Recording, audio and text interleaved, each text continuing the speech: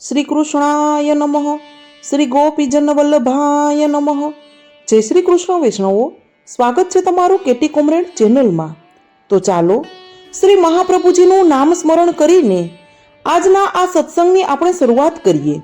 આજના સત્સંગમાં સેવા ફલમ કે જે 16 ગ્રંથમાંનો એક ગ્રંથ છે તેનું આપણે સંસ્કૃત અને ગુજરાતીનો અનુવાદ બંને જોઈશું. તો ચાલો સત્સંગની શરૂઆત કરીએ. શ્રી મહાપ્રભુજીના સેવક વિષ્ણુદાસ છીપા આગ્રા નજીકના એક ગામના રહેવાસી. તેઓ શ્રી મહાપ્રભુજીના શરણે આવ્યા. તેમણે શ્રી મહાપ્રભુજીને વિનંતી કરી, મહારાજ, હું મૂર્ખ છું, તેથી મારા ઉપર એવી કૃપા કરો જેથી ભાગવત સહિત આપના ગ્રંથોનું જ્ઞાન થાય, આપના માર્ગનો સિદ્ધાંત જાણી શકાય. ત્યારે શ્રી મહાપ્રભુજીએ સેવાફલ ગ્રંથ રચી વિષ્ણુદાસને સંભળાવ્યો. તે સાંભળી વિષ્ણુદાસે કહ્યું, મહારાજ, સેવાફલ ગ્રંથ સાંભળવાથી બધા શાસ્ત્રો પુરાણોનું જ્ઞાન થયું, પરંતુ સેવાફલ ગ્રંથનો અભિપ્રાય સમજવામાં ન આવ્યો. ત્યારે શ્રી મહાપ્રભુજીએ કહ્યું કે સેવાફલ ગ્રંથ ઘણો જ કઠણ છે. સારું કર્યું કે તમે પૂછ્યું.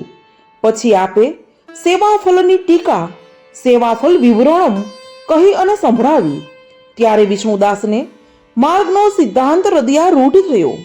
આ ગ્રંથમાં શ્રી મહાપ્રભુજીએ 3 પ્રકારના જીવો, પુષ્ટિ, પુષ્ટિ મર્યાદા અને પુષ્ટિ પ્રવાહીના અધિકાર ભેદના કારણે 3 પ્રકારની સેવા અને તેના 3 પ્રકારના પ્રતિબંધ તથા 3 પ્રકારના ફળનું નિરૂપણ કર્યું છે. પુષ્ટિ સેવાનું ફળ અલૌકિક સામર્થ્ય છે.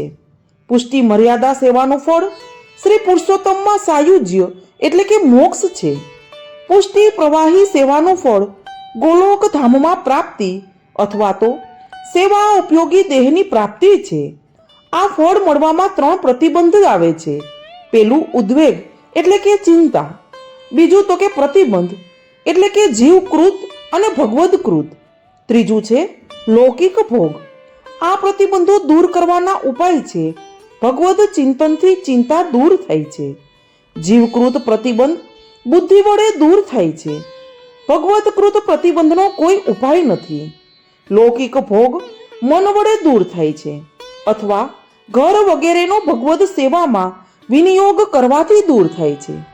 અત્યાર સુધીના 15 ગ્રંથો દ્વારા અમુક પ્રકારનો ભગવન માર્ગ જનારનું કર્તવ્ય અને જીવન દિશા બતાવવામાં આવ્યા. તો કે મુસાફરીનું લક્ષ્ય જ ન હોય, કેવળ ચાલ્યા જ કરવાનું હોય તો મુસાફરને આનંદ ન આવે. લક્ષ્ય વગરની મુસાફરી કરનારની ગણતરી પણ રખડેલ તરીકે જ થાય. આવા મુસાફરનું જીવન નીરસ બની જાય છે.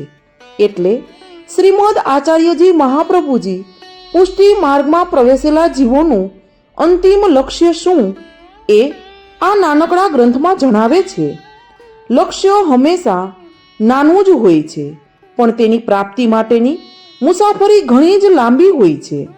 જમવાની ક્રિયા કરવામાં થોડીક જ મિનિટો લાગે છે, પણ તે માટેની તૈયારીમાં કલાકો અને કોઈક વાર તો વાનગીઓ સુંદર અને અટપટી હોય તો દિવસો સુધીની તૈયારીની જરૂર પડે છે. એમ આ નાનકડા ગ્રંથ માટે પણ છે. લક્ષ્ય ટૂંકું છતાં બહુ જ સ્પષ્ટ હોવું જોઈએ. એથી આ નાનાસા ગ્રંથની માર્મિકતા સમજાવવા માટે શ્રીમદ આચાર્ય ચરણોએ પોતે પણ એની ટીકા લખી છે.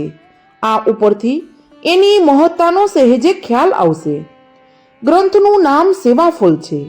એ ઉપરથી ખ્યાલ પણ આવી જશે કે ભક્તિ માર્ગમાં પ્રવેશ પામેલા ભક્તે જે સેવા કરવાનું શરૂ કર્યું તેનું ફળ આ ગ્રંથમાં છે. સેવાના પ્રકાર પ્રમાણે તેના ફળ છે. સેવા પુષ્ટિ મર્યાદા અને પુષ્ટિ પ્રવાહ એ 3 પ્રકારના ભેદથી થાય છે. તેથી અધિકારીના ભેદે ફળ પણ 3 પ્રકારનું થાય છે. પુષ્ટિ સેવાના અધિકારી જીવોને અલૌકિક સામર્થ્ય અને સર્વાત્મ ભાવથી પ્રાપ્ત થતા ભજનાનંદનો અનુભવ મળે છે. જ્યારે પુષ્ટિ મર્યાદા સેવાના જીવોને શ્રી પુરુષોત્તમમાં સાયુજ્યની પ્રાપ્તિ થાય છે અને પુષ્ટિ પ્રવાહના અધિકારી જીવોને વૈકુંઠાદિ સ્થાનની પ્રાપ્તિ થાય અને સેવા ઉપયોગી દેહની પ્રાપ્તિ થાય છે. તો ચાલો સેવાફલમ ગ્રંથના સંસ્કૃતના શ્લોક જોઈએ.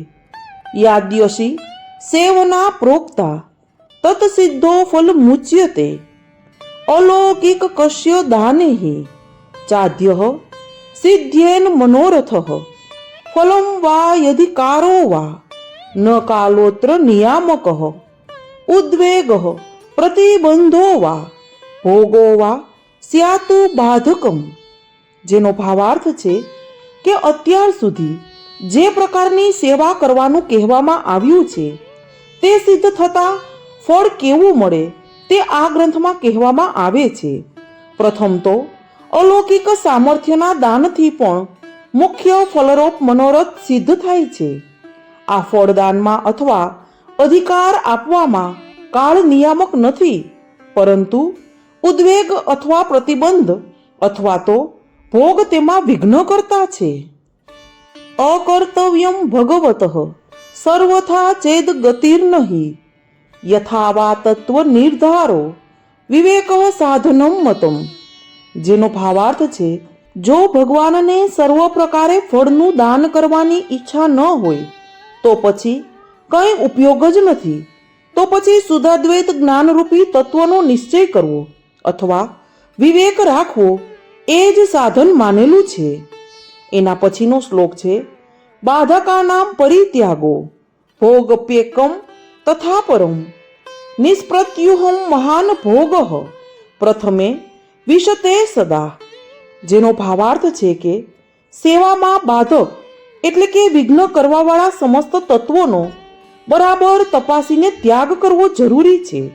લૌકિક અથવા અલૌકિક બે પ્રકારના ભોગ પૈકી એક લૌકિક ભોગનો ત્યાગ કરવો અને એ જ પ્રમાણે સેવામાં લોકાકૃત પ્રતિબંધ અને ભગવત્કૃત પ્રતિબંધ પૈકી લૌકિક પ્રતિબંધોનો પણ સમજીને ત્યાગ કરવો જોઈએ. બીજો અલૌકિક ભોગ જે નિસંદેહ સેવામાં વિઘ્ન કરતા નથી તેનો તો સેવાના પ્રથમ ફળમાં સમાવેશ થાય છે. એના પછીનો શ્લોક છે, સા વિઘ્નોલ્પો ઘાતક સ્યાદ બલાદૈતો સદા મતો. જેનો ભાવાર્થ છે કે લૌકિક ભોગ વિઘ્નવાળો અને અલ્પક્ષણિક તથા ઘાતક છે. એ બંનેને એટલે કે લૌકિક ભોગ અને લોકકૃત પ્રતિબંધને બળપૂર્વક સદા સેવા ફળમાં અંતરાય કરવાવાળા માન્યા ગયા છે. તે બંને પ્રબળ તથા અહંતા મમતાત્મક સંસારમાં સ્થિતિ નક્કી જ છે એમ જાણી તે ત્યાગ કરવા યોગ્ય છે. એના પછીનો શ્લોક છે કે દ્વિતીય સર્વથા ચિંતા ત્યાજ્યા સંસાર નિશ્ચયાત. જેનો ભાવાર્થ છે, બીજા એટલે કે ભગવદકૃત પ્રતિબંધ હોય ત્યારે ફળરૂપ સંસાર જ મળવાનો છે એ નક્કી હોવાથી ચિંતા સર્વ પ્રકારે ત્યજી દેવી. પછીનો શ્લોક છે, નન્નુ વાદ્યે દાતૃતા નાસ્તિ તૃતીયે બાધકમ ગૃહમ. જેનો ભાવાર્થ છે કે ખરેખર પ્રથમ પ્રતિબંધ ઉદ્વેગમાં ભગવાનની દાનત ફળ ન આપવું એવી નથી અને ત્રીજા પ્રતિબંધ રૂપી લૌકિક ભોગમાં ઘર બાધક વિઘ્નરૂપ છે. અવશ્યેયમ સદા ભાવ્યા સર્વ મન્યન મનોભ્રમ. જેનો ભાવાર્થ છે કે આ ફળ અને પ્રતિબંધોના પ્રકાર જે આપણા હાથમાં નથી તેનો વિચાર હંમેશા કરવા યોગ્ય છે. બાકી બીજું સર્વ મનનો ભ્રમ છે. ભગવદ ઈચ્છાને આધીન બની દિનતાપૂર્વક ભગવદ શરણમાં રહેવું એટલું જ આપણા હાથમાં છે. તદીયેરપી તત્કાર્ય પુષ્ટો નેવ વિલંબ્યેત. જેનો ભાવાર્થ છે કે પ્રભુને સર્વસ્વ સમર્પી પ્રભુના બનીને જેઓ રહ્યા છે તદીયોએ પણ તે કરવું. ભગવદ શરણ વિચારી દિનતાપૂર્વક રહેવું. પુષ્ટિ માર્ગમાં ભગવાન વિલંબ નહીં કરે. ભગવદીએ ફળ માટે કશી જ ઉતાવળ ન કરતા ઉદ્વેગ પ્રતિબંધ સર્વ સ્થિતિમાં કેવળ ભગવદ શરણ દિનતાપૂર્વક રાખવું. એના પછીનો શ્લોક છે, ગુણક્ષોભેપી દ્રષ્ટવ્ય મેત દેવેતી મે મતિહ. ત્રણેય ગુણોમાં ક્ષોભ થતા મનમાં વિક્ષેપ થાય ત્યારે પણ પ્રતિબંધ નિવૃત્તિ માટે કેવળ શરણ ભાવના જ વિચારવી એવી મારી એટલે કે શ્રીમદ વલ્ભાચાર્યજીની મતિ છે. કુસૃષ્ટિ રત્રવા કાચી દુત્પદ્યેત સવે ભ્રમઃ, જેનો ભાવાર્થ છે કે આ વિષયમાં કદાચ કોઈ વિરુદ્ધ દલીલોની પરંપરા ઉત્પન્ન થાય તો તે કેવળ ભ્રમ છે. બાકી સર્વ અવસ્થામાં દીનતા વડે ભગવદ શરણ ગ્રહણ કરી શક્ય હોય તેટલા પ્રકારે લૌકિક ભોગોનો ત્યાગ કરી લૌકિક પ્રતિબંધોથી દૂર રહી ભગવદ ઈચ્છાને આધીન થઈ ફળ પ્રાપ્તિ માટે ચિંતા રહિત રહેવું. શ્રીમદ વલ્ભાચાર્ય વિરચિત સેવાફળ નામનો ગ્રંથ સમાપ્ત. તો વૈષ્ણવો, સેવાફલમ ગ્રંથમાં શ્રી મહાપ્રભુજી આપણને આજ્ઞા કરે છે કે દીનતાપૂર્વક સેવા કરવી એ જ વૈષ્ણવોનું મુખ્ય કર્તવ્ય છે. તો વૈષ્ણવો, શ્રી મહાપ્રભુજીના ચરણોમાં આ અલૌકિક સત્સંગને સમર્પિત કરીને અહીં પૂર્ણ કરીએ. સર્વે વૈષ્ણવોને મારા જય શ્રી કૃષ્ણ.